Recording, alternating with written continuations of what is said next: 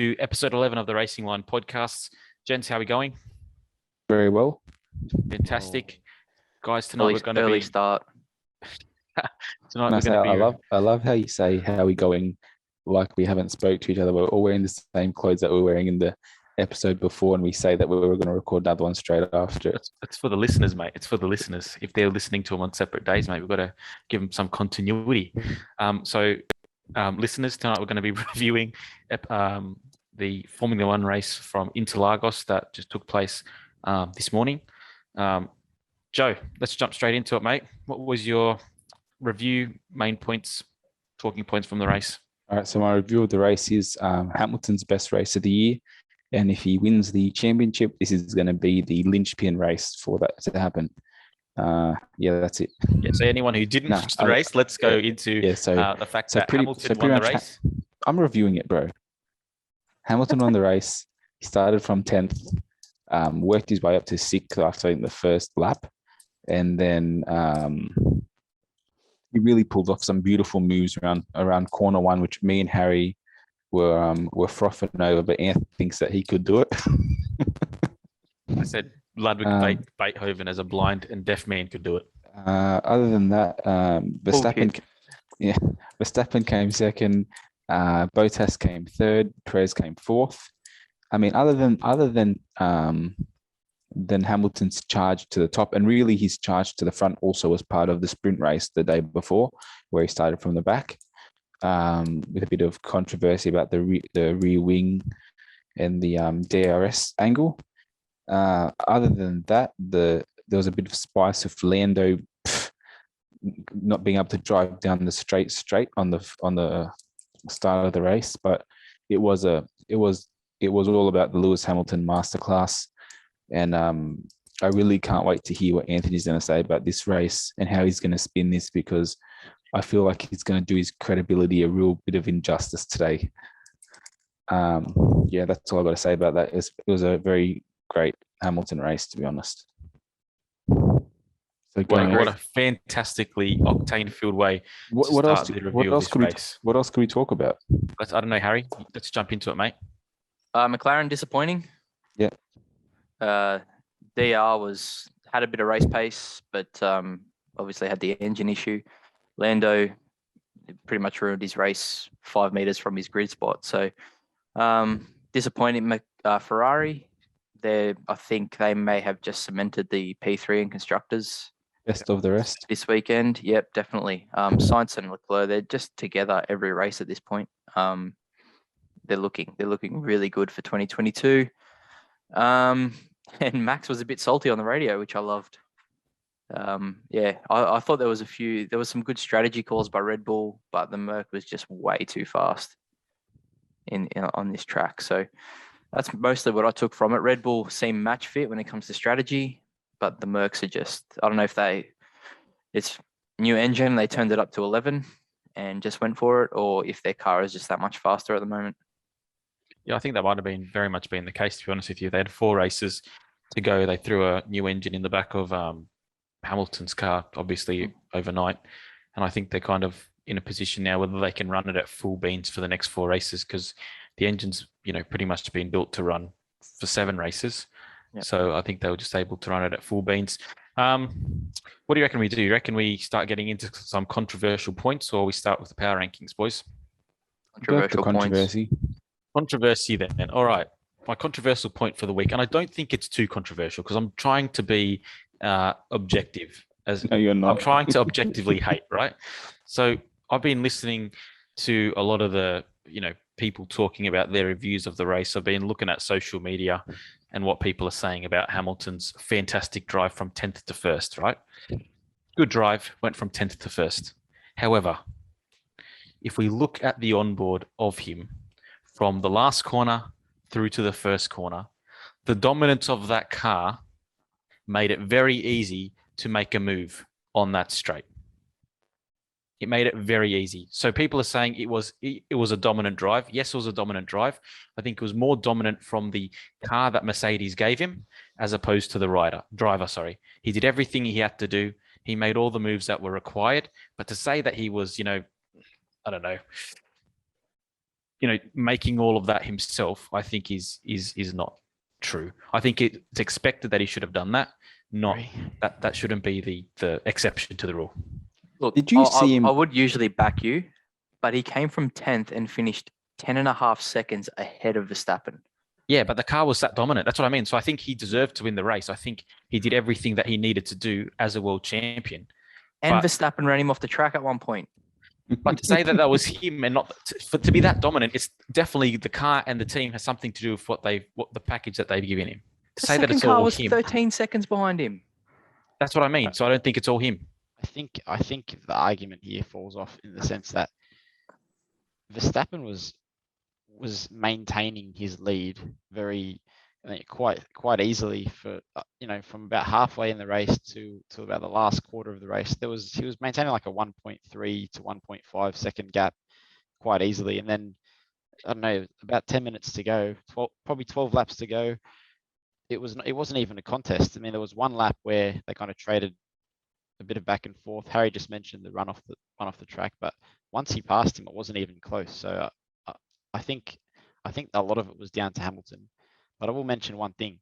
A couple pods ago, we spoke about Mercedes and their team, their strategy, right? And then I found quite interesting a bit of back and forth between both Bottas and Hamilton right after both cars had pitted, and they weren't too happy. Bottas said something about throwing away the 1-2, and that may have been true, but again, Mercedes show that their engineers are on top of their game. Their pits were impeccable all race, and I do think it was down to Hamilton. What a race! I mean, he was brilliant all weekend, bar that incident in qualifying.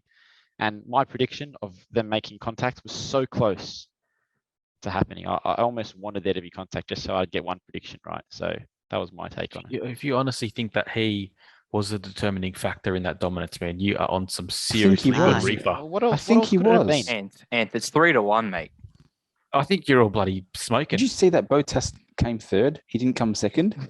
I did. Did you notice that by yourself? Yeah, listen, I've been saying all year that Bottas isn't up to the standards of like he's useless, mate. He's Jack Miller.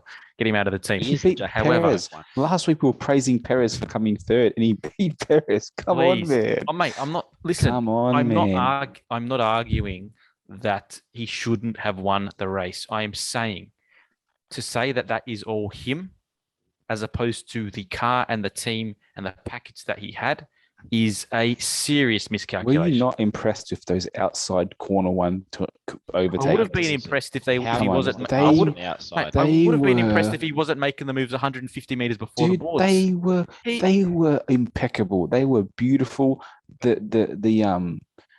Who did he pass around the outside? Was it Perez early in the race? He did it to everyone. Perez. He did it to everyone. Every car was around that first corner. Perez finished 40 seconds back.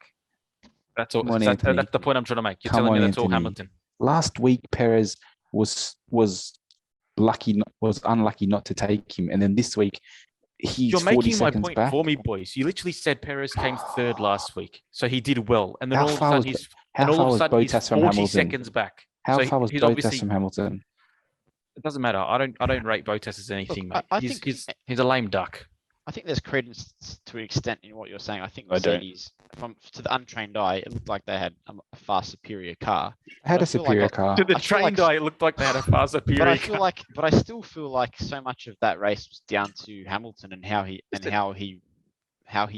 managed the race. I mean, the guy went from 10th to 4th in like 3 or 4 laps. The performance was fantastic. The performance was fantastic, man. I'm like, I got nothing against that. Great. He deserved to win. Fantastic. He was dominant. But watch the onboards on that back straight. The amount of a run that he was getting on all the cars, man. McLaren, like we say that it's so hard for that car to get past the McLaren. Took him 2 laps. 2 laps. What do you think's changed, guys? Like, I'm not denying. Come from? I'm not denying that the car was quick.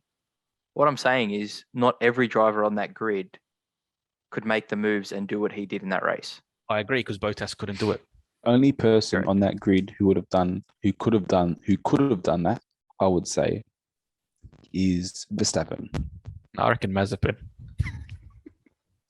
You love a bit of Yeah. Mazepin love, don't you? Definitely, And, it definitely. his Tsunoda credibility definitely is couldn't gone. because Tsunoda had an interesting little Boys. incident. My boy there. Yeah, Tsunoda. We were talking some good things about him a couple of races ago, and the last 2 races have been absolute turds for the guy. In the bin. Unfortunately. So, yeah. Well, He's you know, learning. we'll leave. He's I feel learning. like He's I feel like taking that was a reps. fairly balanced argument we had about that. We'll say 50-50, I reckon. That'd be 3v1. Or 3-1. Yeah, I would say 3-1. 50-50 quick maths. What else did you find interesting? I felt like what you said earlier about Ferrari, Harry, is a truest statement might never have been said. They are definitely the 3rd best team. And that's the other point that I wanted to make. Ferrari's car has been really, like, if we're talking about how good that Mercedes was, really, I've already mentioned that he was, in the past, it's been difficult for it to pass the McLaren, and it made it look like it was a breeze. And then within 4 laps, he got past Leclerc and Sainz, and it didn't even look like he was, breaking a sweat. And I think that just shows how good that car was on the day. But to talk about Ferrari, that team is running like clockwork. Now, obviously, they don't have the pace to run with the 2 front teams at this stage, but they have, like, since the Christmas break, they have done everything perfectly. And when you see McLaren making small mistakes, and you see the issue that Lando had at the start of the race, I'm thinking that 3rd place in the championship is a foregone conclusion, if I'm being frank. And you know what? Credit to Ferrari, because they've really addressed a massive shortcoming with the car this year, and it's obviously helped them to probably make another $25 million in prize money. They already get more than the rest of the grid put together anyway, so might make them just a little bit I'm faster. yeah. I'm going to say this. I want to say this about Ferrari and McLaren, because I think the if you want to talk about shooting yourself in the foot, Danny Rick on Bottas last race, first corner, and then and you know what? Let's give Danny Rick some credit, because at least he got to the first corner, because Lando, what Lando did, 30 meters up from the start line. I mean, yeah, maybe the car's not as fast, but they're not even giving themselves a chance. Like, they're literally. I think that's why he was. They're not even giving pushing so themselves hard a at the start. chance. Who? I feel like he thought he needed to make the move early, and he just was too eager, mate. It His ambition outweighed his talent. It wasn't even a move, though. It was just like, I don't know. It was silly. Silly. Yeah. It was rookie. And I said this off air, but let's bring it up now. Lando Norris started the season really, really well, and then since the break has had some really lackluster performances. And I harkened back to last season, when obviously he had a new teammate. Well, he had Carlos Sainz, and he started the season much stronger than Carlos. And then over the course of the year, silly mistakes and things like that, and Carlos was able to come back and beat him in the championship. And I think I don't think Ricciardo's going to overtake him because of the great performances and podiums he had earlier in the year. But we're seeing a little bit of that again from Lando. At this stage, he doesn't seem to be able to show the match fitness to put together a whole good season, and that really could be a big problem for McLaren, particularly losing 3rd in this championship, when only a few races ago they had a significant points advantage to Ferrari. Yeah, I don't know. Just segueing, we're talking about McLaren.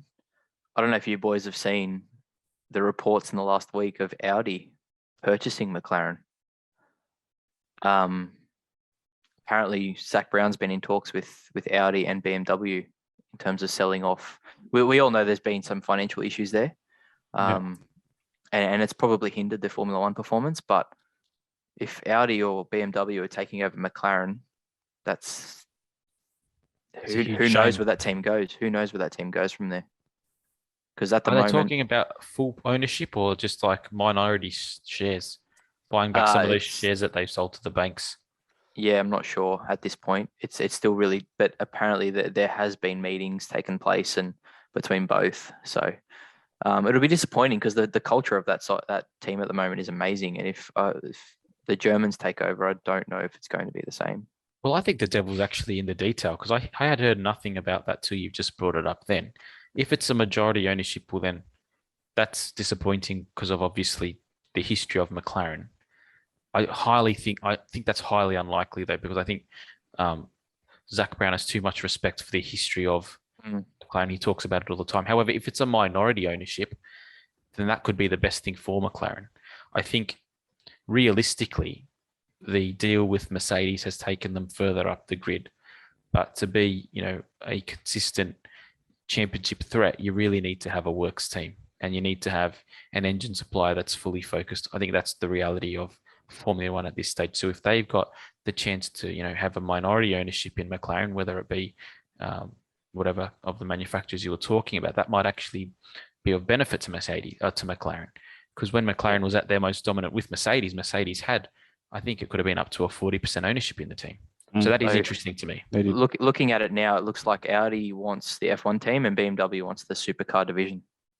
So that's and BMW disappointing. wants supercars. Yep. I'll say this. I'll add my 2 cents, because I didn't know any about this till just now. If we're talking about Audi buying McLaren, are we talking about Audi itself, or like the overarching group who own VW Audi? group. Yeah, VW. Yeah, I think it's just Audi. Because I know Volkswagen own them, but yeah. One interesting thing would be if they were to be purchased by the group, hypothetically, and because I'll put it this way, if Formula One is all about advertisement, you would be very, I would say the word is stupid to remove the McLaren side of the F1 team in terms of just marketing dollars, because McLaren is a massive name in the Formula One story, in the landscape. It is Formula One nearly as much as Ferrari is Formula One.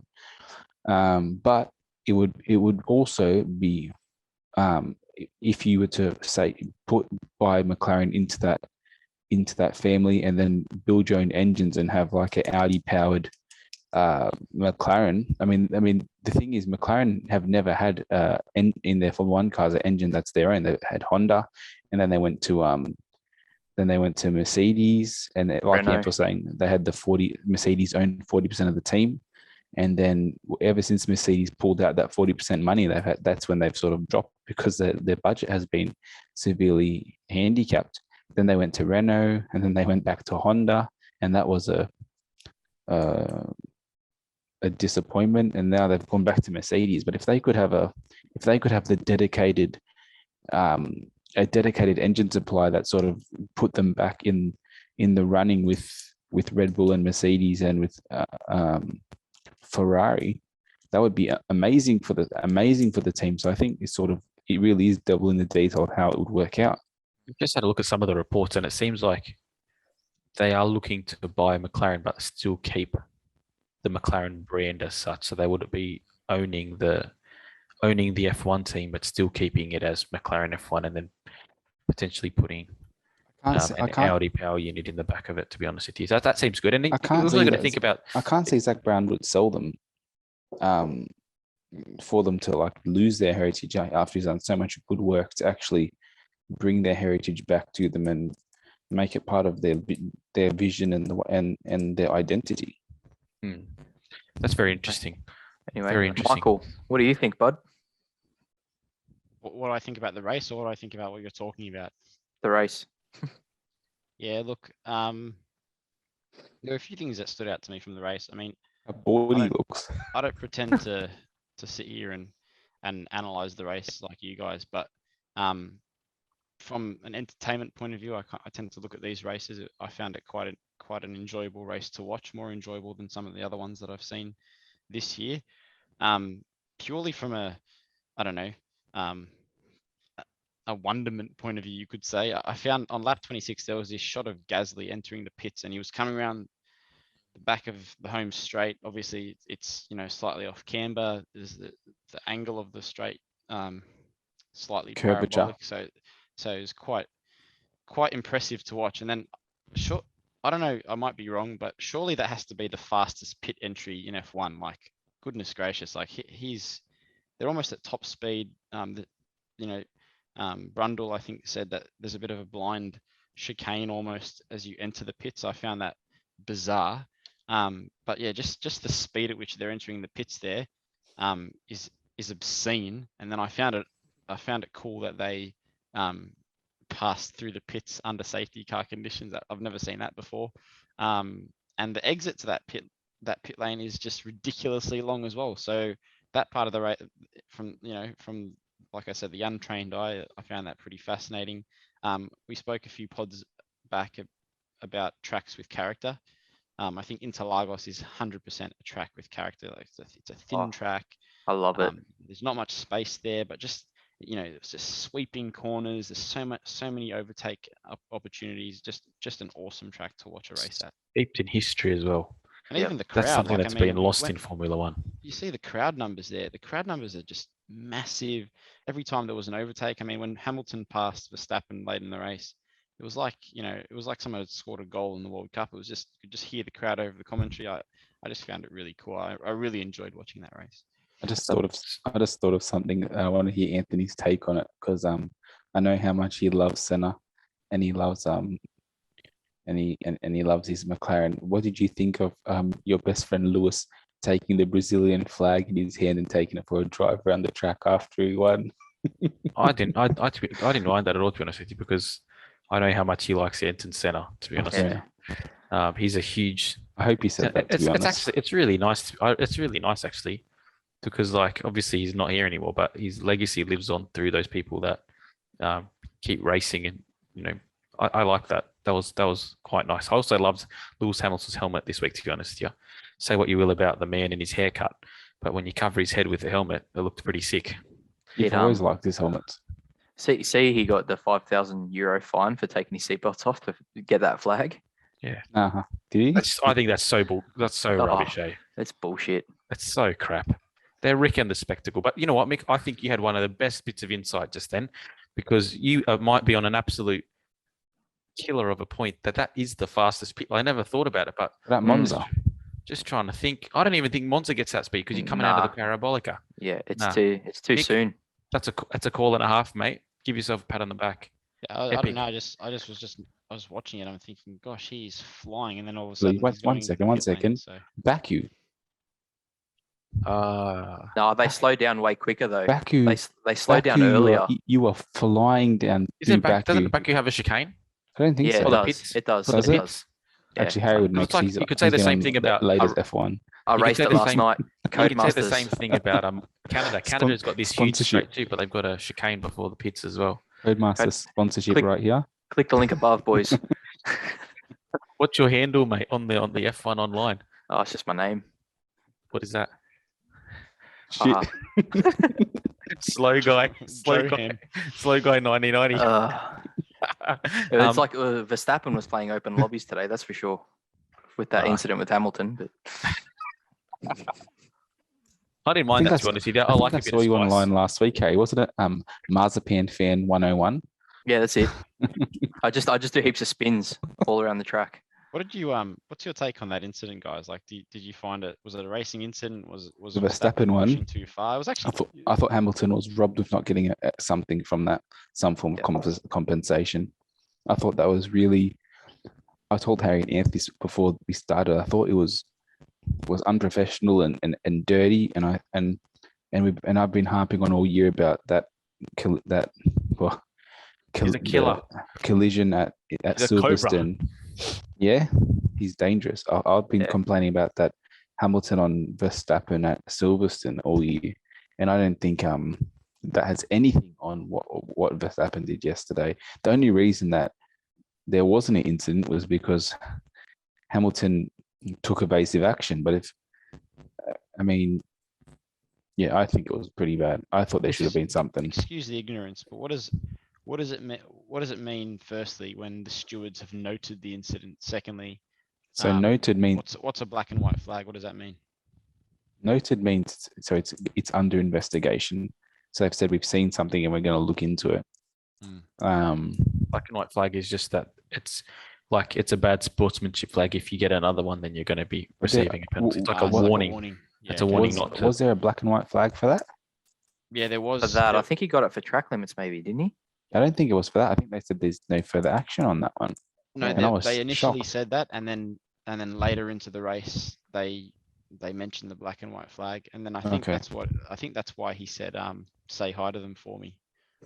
Listen, I think that if the roles were reversed, Yeah. I would have been blown up, right? But I You- love the housery of it all.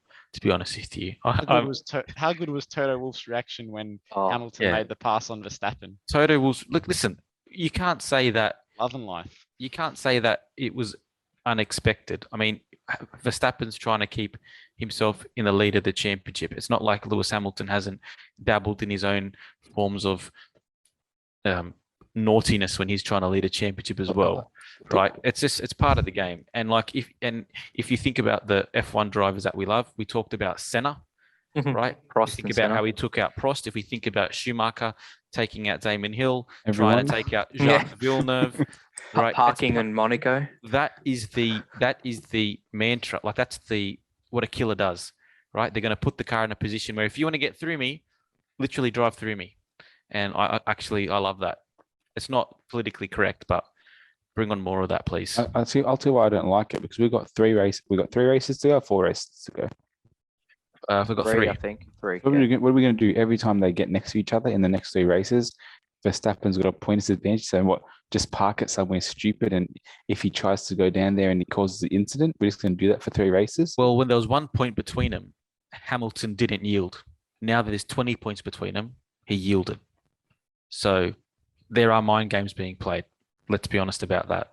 And to be honest with you, look at Hamilton. He got past him and then he flogged him. So kudos to him as well for sticking it to the man.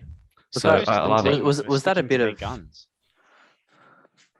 Yeah. Sorry, Harry. No, I agree, mate. But I just wanted to draw to attention that Anthony gave Lewis some kudos there. Had that Yeah. taste there. What did? Mate, I'm Had that very taste coming- objective, mate. I'm very I'm not. objective. I am. I feel like I speak like I speak the truth. I look through the seeing stones like Joseph Smith and I see To this guy, man. and I just speak the truth. And I think that Hamilton, like I love what Verstappen did, but then also like just from a competition point of view, how good was it that Hamilton got past him and then 10 seconds down the road in 10 laps? That's exactly what we want to see going into the last 3 races. And I hope that this level of animosity continues, because that's what F1 needs to have. We don't need, like, the stories on Netflix are great, but stories on the track and close finishes in the championship, that's what we all remember. I think we've Aaron also and got- Toto are going for it too. It's great. Yeah, I think we've got the 2 spiciest team managers now involved in a bit of a good duel as well, because they're so different, but now it's going to be very entertaining because they're both such like strong-willed people. This is a Tabasco filled week on the pod. Love it. Gotta stop saying Tabasco, man. Like, where's this come from? He had I it for tested know dinner. what? something. Anthony's a hater. I've been listening to the Peter Crouch podcast, and I've been enjoying all their shit talking. So I've kind of tried to add a little bit of that to the racing line. They, What, by saying outlandishly stupid things? It is a, I- it is no, a I good, don't it is a good pod. It is a good pod. If you haven't Just- listened to it, get on. and Get we're amongst past. it. We're actually. You know what we should do? Can you make We're a? passing the pod. Yeah, we're passing the pod. Can you please let's make a snippet of this and send it to the Peter Crouch podcast as well? They'd probably Yeah, why not? post it too. What They is it? probably would. They'd give us an unapologetic plug. There's actually a segment on their pod where you can talk about your own pod. We should apply for that. Yeah. Oh, is That's it? right. Is this the beanpole Peter Crouch? Is that who you're talking about?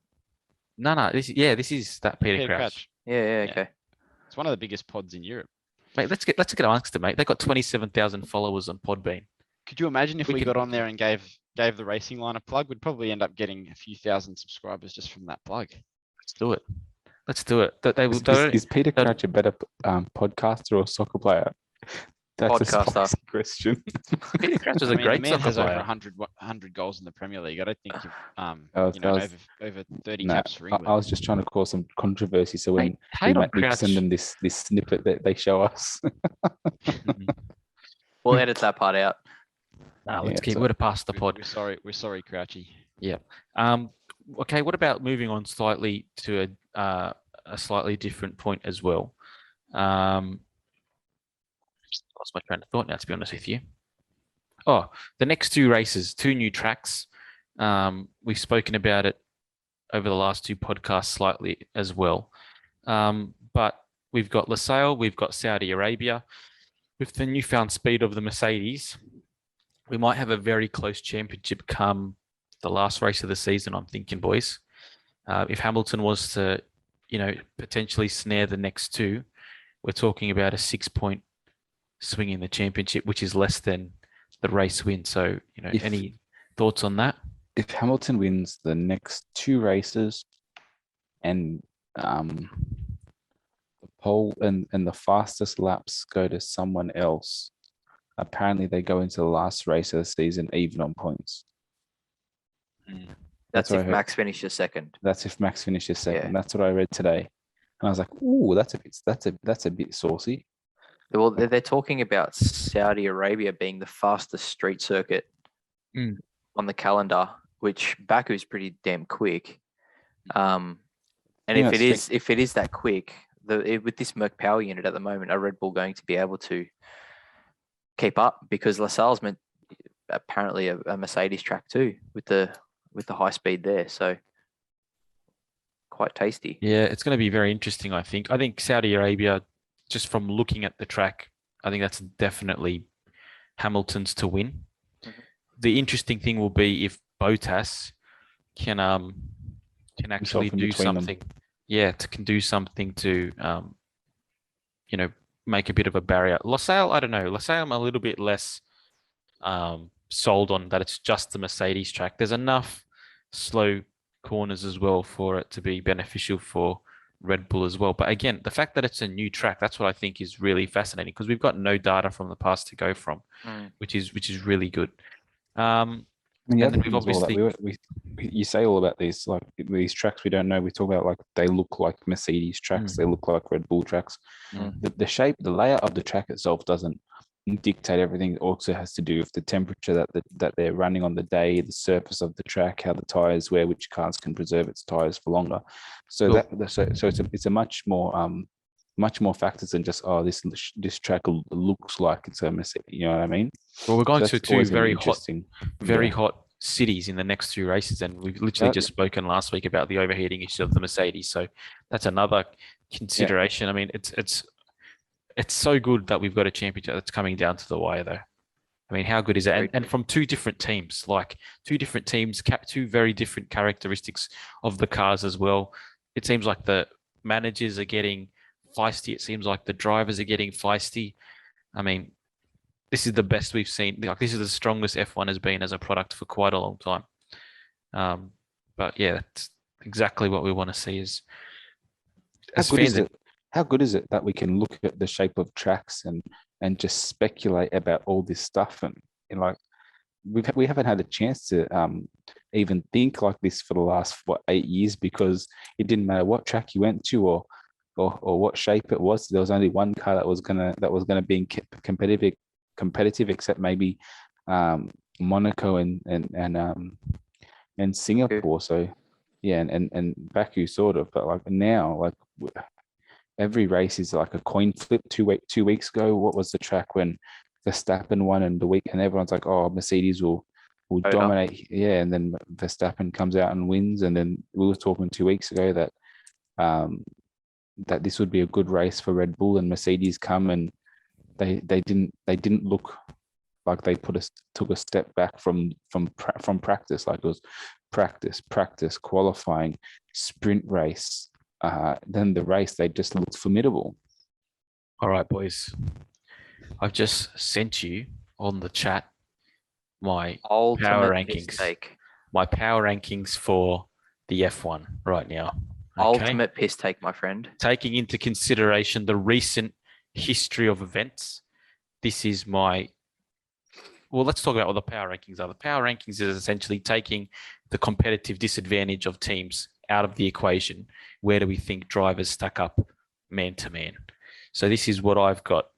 And for those listening, we'll just give you the top 10. So I've got Verstappen in the lead, followed by Hamilton, Perez, Leclerc, Sainz, Bottas, Gasly, Ricciardo, Vettel, and then rounding out the top 10, Lando Norris. What are your immediate reactions to this bit of literature? Honey Harry first, because he seems pretty fiery. Well, my understanding was it was week to week, not based on previous events. So if we're looking at this weekend, there's no way Verstappen's ahead of Hamilton. But if we're looking at it week to week, then we're just purely week to week. Then we just take the race results. No, you don't, because you can outperform the car that you're in. But yeah, I don't know. Look, Perez has done well recently. I probably would swap Sainz and Leclerc. And Michael really won that Michael's picture shown. Michael's tapped out. This Nature picture will calls be for on. it, I'll be 2 This minutes. picture. This picture will be on YouTube. Yeah, look, potentially Alonso could sneak into the 10 instead of Norris. He has been performing quite well in that Alpine, but other than that, I'm not too. For those of you listening, we'll throw the power rankings up onto the socials as well for you to make your Yeah. own opinions up. But I don't know. I feel like I was just thinking about the last 3 races when I kind of Mhm. was formulating this, and I just thought Verstappen, I think, still has the edge over the last 3 performances. I think Perez has done, a fairly good job as the wingman, particularly in the last 2 races. Leclerc and Sainz, again, you could probably make the argument that they can be switched. I don't think it really matters, regardless of whether they're 4th and 5th in the race or 5th and 6th. Like, they're both maximizing the package for the team. Bottas is in 6th because the car that he's driving doesn't allow him to be any worse. You know what I mean? Like, he's in the best car. He should at least be getting 6th. I think Gasly has been the underachiever of the year, particularly in the last few races. What he did at Mexico, he had a very strong race again today. Ricciardo is in 8th. You mean underachiever or underdog? Underdog. Yeah, he's overachieved. That's what I meant to say. Sorry. Yeah, Ricciardo probably could have been a little bit higher, but this race kind of let him down. And I think Vettel, the last 2 races, he's done really well. He's been far outperforming Mr. Stroll. I was going to say, ever since I made my pitch that Stroll was better than what he was. He hasn't backed you up. Stroll's been shit. He hasn't backed you up, eh? Just for those races, Stroll's been shit. Is that what you're saying? No, but like it's like he heard my praise. It's like, nah, I don't like this pressure. See, this is why I have to question your analysis of other drivers and riders like Miller, because of these unfounded statements that you make. I look at stuff in the broad picture, not just like 1 or 2 races. I look at a season's work, and I take it on just the pure facts of results, mate. And when I presented my Stroll hypotheses, there was definitely facts and figures and favorable facts and figures behind it. But since then, he's done absolutely nothing. Yeah, and then obviously I fear every time he does something stupid that Harry's response in the chat, and I'm just like, yeah, just put my head in my hands. I think Norris in 10. He's had a pretty ordinary end to the season, to be honest with you. From where he was at to where he is now, it's been disappointing. The car obviously hasn't progressed this season, but it's interesting to see how much more Ricciardo seemed. Oh, and then again, he qualified better than Ricciardo as well, so that needs to be taken into consideration. But it's just silly. Like, he's quick, but he didn't need to make that mistake in the first corner, and it significantly, hampered the team's, ability to fight for third. So, yeah, that was my thinking behind the rankings. I have nothing to say about it. I think that's a pretty good rankings, to be honest. Like, I actually, compared to your first attempt, which was shocking, I think that one's actually really good, to be honest. I would not change anything in that. I'd probably maybe move Gasly up above Bottas, because he's been outperforming that car. Yeah, maybe, yeah. That might be it. That's probably a pretty good insight, to be honest, Harry. What do you think of the bottom 10? I reckon it's actually harder to put the bottom 10 into order. Yeah, I think Russell's too high. Really? I would drop Russell down, to be honest, since the start of the year. Mate, Latifi out-qualified him. I'd put him at like 14th. Russell. Okay. Is he better? Is Ocon better than him? Ocon's better than no one. Is Raikkonen better than him? He's been performing in the races pretty good compared to him. Raikkonen. It could be car related though. Here's Well- the thing. Here's the thing with Russell. Russell set the bar so high for himself that now, if he doesn't get through Q1, it looks like a bad qualifying. And he's if he doesn't score points in a race, you're like, oh, he did that a couple of times this year. Like, meh. Like he's set a high bar that he probably can't really attain anymore unless it's like a wet race or something. And that's why I think we need to take that into consideration when thinking about how he's performing in relation to the car. Yeah, but it's not a championship standing; it's a power ranking. Like, so I do think he's sort of dropped a little bit. I just can't wait for him to go to Mercedes so I don't have to hear Mr. Saturday one more time. I'm going to throw Mate, something at my TV next time he says that. He'll become Mr. Sunday next year. Don't worry Yeah, about that. As he should. He'll be Mr. Sunday. He's awesome. What do we reckon, boys? Gio's out. Gio's gone. I think the longer it goes on, the less confident I am that he will be gone, to be honest with you. And if I'm being honest, he hasn't done too poorly this second half of the season. Yeah, he does some things sometimes. I'm like, how did you spin that car? But by and large, I don't know. I don't mind Gio. Because you know how to race those cars and how I not to told spin you. away. I'm telling you, mate. I could have made those passes that Hamilton was making with my eyes closed. But I think the longer it goes, the more confident I am that he's staying. I don't know. Maybe they're waiting to see what happens in F2. I feel like F2 is at a log of jams this year because I can't see how Piastri, if Piastri hasn't got a seat yet, it hasn't been announced. I can't see anything change. I think he'll be there next year. Yes, you can't. He's won it now. You have to leave. Yeah, but I mean, like if he hasn't been announced in Formula One yet, I don't think he's going to be there next year.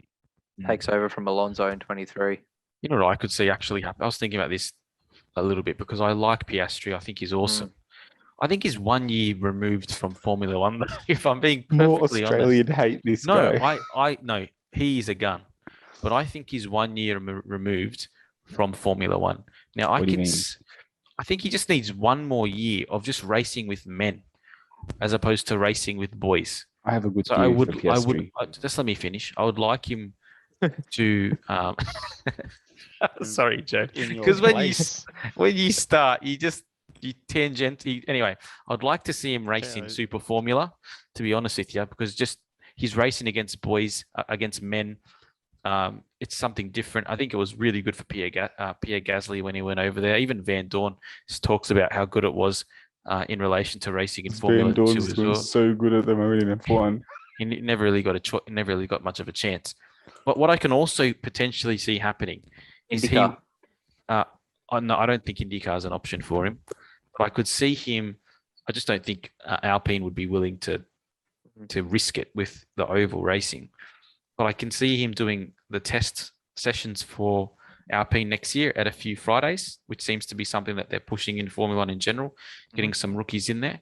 And I can also see him potentially racing in their LMP program besides that. So he's still within the family. He's getting some racing and he's getting another year of experience before he goes into Formula One. And I think that's actually probably a good thing for him because I don't know. I think he's just a little bit green still. He's been awesome in F3 and F2.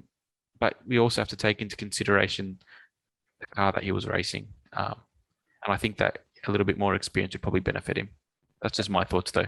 I think I had that same thought. I think he will race for their WEC team. I think it'd be good for him to actually race in the WEC team because you do a lot of growing up there. It's a team sport.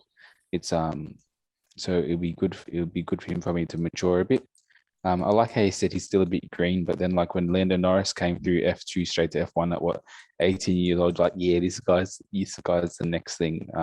You got to think Lando Norris raced F3 and European Formula 3 and then he had a lot more years in single seaters than Piastri has. But Piastri is one of those few who's done a double back-to-back, isn't he? Like there aren't many who do that, and the ones who do that are all very special. Leclerc and Russell, like you wouldn't be like, oh, they haven't shown anything. So my problem with Formula One is I think that the older drivers who are there, if they're not adding anything, like I love Alonso, but is a lot. I love Alonso, but he's 42 or whatever he is. Like, wouldn't we be better off giving a younger driver a chance? Like, come on, he's not going to win the championship at 42. Yeah. I think he's there because everyone loves him, and like the F1 community loves him. I think we'd be sad to see him go, but is Piastri really going to be worse than him next year? If you look at it from Alpine's perspective, though, new cars, new regs, Alonso's driven across 2 decades of Formula One. If you want someone to help develop your car, he's probably the man to do it. You also got to think of the timing right now and it's really unfortunate for Piastri. With COVID last year, contracts, were made very early for obviously this year. And then I feel like with the change in regs next year, teams feel like they can, if they develop a good car, they have a chance at the championship next year because it's essentially like a reset. So I think until they know their place in the pecking order next year, that's what's actually going to determine whether they, want an experienced driver or they're more willing to take, a rookie. But because everyone feels like they've got a chance, they want to have, I think for them more experience in the car is better for them at this particular stage. And that's kind of the situation where he's in. But it might actually work out for him. He gets to develop a little bit more as a driver. And then when he does come into the Formula One team, and he will come into the Formula One team because he's definitely good enough. He's a little bit more mature as a racer. Yep. Yeah, I do hope so. But the thing is, every year a new driver comes in from F2, and like we haven't even seen Nick De Vries in Formula One for crying out loud. Is he going to never get a chance? I feel like there are so many good young racers in Formula One and we have seen now enough proof that you don't need to stick with the old drivers. You've seen Lando come in and be good straight away. We've seen Leclerc come in and be good straight away. We've seen Carlos come in. We've seen Max come in and be good straight away. We've seen George Russell come in and be good straight away. All the young drivers there, and perhaps maybe not Stroll and Ocon, have shown something straight away, right? So, well, you know what? The reality is, very soon we will know if he's racing there next year, and in 6 months we'll know whether he's there in 2023. So it's not too long to wait, boys. That's our 45 minutes. She has flown by tonight. I got a question to each of you, to pose to each of you, just quickly. Yeah. Who is your pick for the championship? Michael. Well, I was thinking Verstappen, but considering that these tracks seem to be speed tracks, and given the recent pace of the Mercedes, I'm gonna have to go with Hamilton. You sound disappointed. No, I just today's race, it just looked like Mercedes just had an advantage over Red Bull. I'd like to be proven wrong, but based off today's race, I'm gonna go with Hamilton. Joey? I heard that Ole Gunnar Solskjaer is going to be managing Hamilton from now on, and with Ole at the wheel, I'm going to go for Verstappen. Nice little Man United dig there. I love it. Where did that come from? Goodness gracious. I just wanted to put in some Man United in here. Some Man United hate. Anth? Well, it's become a sprint championship now, 3-race sprint. So if we're going with a sprint setup, I think we have to go for the ultimate sprinter of all time, Mr. Usain Bolt. Anthony just doesn't want to. He doesn't want to No, admit it. Supermax for the championship. Supermax. Max, super max. That's what they were singing in Zanthorpe, boys. Get amongst it. Can I tell you honestly, Harry? I'll tell you this honestly. I honestly believe whoever wins the next race will win the championship. You honestly believe it? Everything honestly, you say, you honestly believe. I honestly believe this. That's what you always say on this podcast. I honestly believe this. And you always say, let me tell you something. Let me tell you something. I honestly believe this. Riddle me this, boys. Nah, look, I think that's a valid point. I think Joey's onto something. What about you, H? Where's your gut going? Lewis. Really? Yeah, it is. At this point, it's Lewis, I think. If Verstappen wins the next race, he can come second the last 2 races and win the championship. if Hamilton wins the next race, Nostradamus is back, bro. no, I'm not. I'm Put I'm some giving calculation. I'm giving you facts. Symbols We've above got you when you two- start Hey, listen, doing listen. We've Hey, got two on listen, Lewis. listen. Joseph's on the fence. It's- Ant's going with No, Max. it's not even that. If he wins the next race, he can win the championship coming second. There's still pressure there, but it's not as higher pressure. But if Hamilton wins the next race, I'm going to tell you this right now: the momentum will be There it with him is. 100%. Could The you momentum imagine will if we be have there. a DNF, boys? I also thoroughly dislike Christian Horner. So it would be, and I dislike Lewis, but I think my dislike for Horner is more at this point. Really? Can I say one more thing? I really, him and Helmet, Why no, do you dislike Horner? What's the reason there? just everything about him. Well, He's He mu- arrogant. he must like the Spice Girls. Yeah. Who was the bloke at Red Bull who was saying to the race director to just let him race? I found that was pretty funny. He was saying, "Let him race" after the incident with Verstappen and I love Hamilton. Michael Massey's yeah, responses to all them. Thank you for your input. Yeah. Here's what I'm going to leave this And then on. the guy said, "Thank you for letting me give. Thank you for letting me give my input." Or something like that. I'm going to say one thing before we close this thing down, and take it for what you will. But I've just thought of something right now. Verstappen's never been in this situation before with the pressure of having to close out a championship, and that might not mean anything because he's a stud driver. But Hamilton's been here 7 times. 8 times, And I he's- think, 8 2008. times, and he's done that 7 times. So Another interesting fact, boys, that I forgot to mention. I'm pretty sure they made the comment. I'm pretty sure they made the point in commentary that in this race, they Hamilton and Bottas equaled Barrichello and Schumacher for the amount of joint podiums for a team. So I'm pretty sure they made that point. 53, I believe it was. So that's pretty historic as well. Rubens and VB, the ultimate number 2s. how many did Rosberg and Who Hamilton wins get in together? a race between Rubens and VB?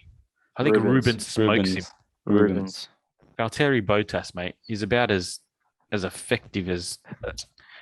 That's what. I don't even know what to say. That's what. Think of something quick. I think I was it's gonna a good say- time to I was wrap gonna it up say there, he- boys. Give us something, Anthony's- Nostradamus. Anthony's Give us very something. confounded. No, I'm not making any massive calculations. I just think he's appealing and as appetizing a racer as the flavor of VB. Let's leave it there.